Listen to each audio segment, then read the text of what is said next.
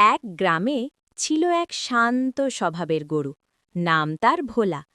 সারাদিন সে ঘাস খায়, জাবর কাটে আর মনে মনে ভাবে, জীবনটা বেশ আরাম। আর সেই গ্রামের পাশের জঙ্গলে থাকত এক চালাক শিয়াল। নাম চতুর।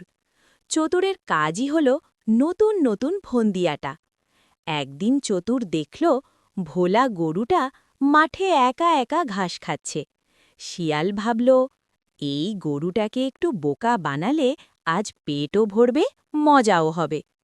চতুর গম্ভীর মুখ করে গরুর কাছে গিয়ে বলল, গরু ভাই, সর্বনাশ হয়ে গেছে। ভোলা ভয় পেয়ে বলল, কি হয়েছে?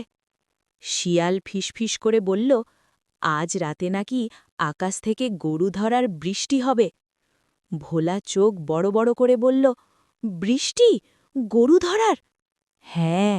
শিয়াল মাথা নাড়ল, যে গরু বেশি মোটা তাকেই আগে ধরা হবে। ভোলা ভয় পেয়ে সঙ্গে সঙ্গে বলল, তাহলে আমি শেষ। শিয়াল চালাকি করে বলল, চিন্তা করো না, একটা উপায় আছে। যদি তুমি সারা রাত দৌড়াও তাহলে নাকি ওজন কমে যাবে। ভোলা বিশ্বাস করে ফেলল। সে সারাদিন আরাম করা গরু এখন শুরু করল দৌড়। ডানে দৌড়ায়, বাঁয়ে দৌড়ায়, কখনো গোল গোল ঘোরে।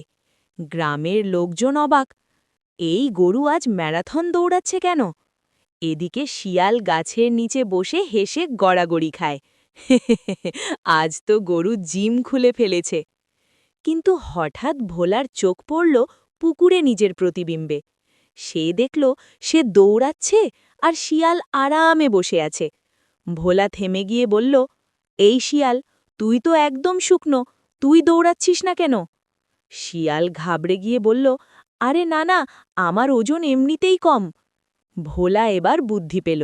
সে বলল, তাহলে চল দুজনেই একসাথে দৌড়াই, বৃষ্টি তো সবার জন্য।